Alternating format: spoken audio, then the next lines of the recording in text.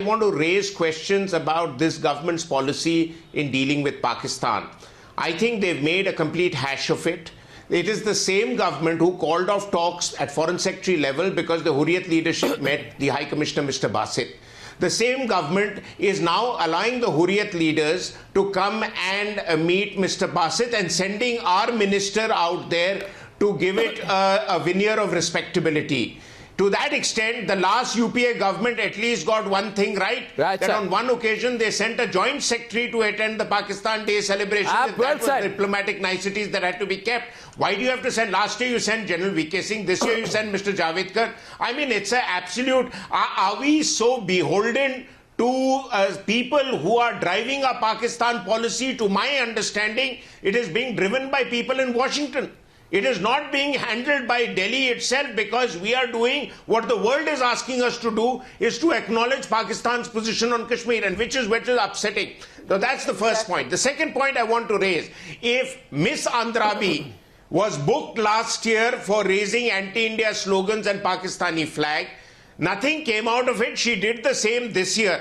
Whereas recently the dissenters who raised anti-India slogans did a term in jail and started a whole debate in the country about what is sedition and what is not.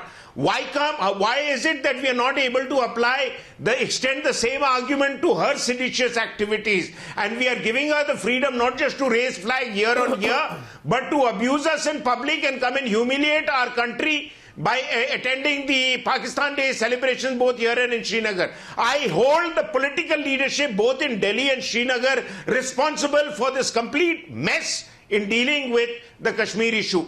The third thing which I want to raise is that the Hurriyat leadership, as Arnab you have rightly brought out, is a discredited lot, but we are giving them the political space by allowing them to move around freely. If we have does Pakistan allow any elements in POK or Gilgit-Baltistan or Baluchistan to raise flags of India whenever they wish to? They are not allowed any freedom to do so. So why everything else is quid pro quo when you deal with another neighboring country? Why is it that they are given more rope here and we are completely subservient to their requirements in their own territory out there? There is absolutely a bankruptcy in dealing with Pakistan and the Kashmir issue. We know all this. And this government has let me and many others down who expected better from it when dealing with Pakistan and Hurriyat. And finally, for Hurriyat, I can only say the Constitution of India, and I think Ms. Lone will agree with me on that. No, let the Hurriyat representative Naeem Khan, who's on the program, respond to you. Of the Kashmiris, and that includes the Pandit.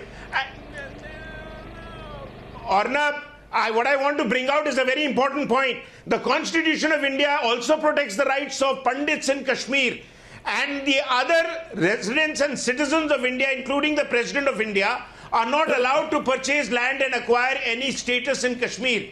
Whereas these people who question who did the massacre in Nandigram must understand that are we so foolish to massacre our own people to create a demographic divide out there, which has been Pakistan agenda from 1990 onwards, that to completely upset the population balance and then claim Kashmir on the basis of religion, which has been their argument since 1947.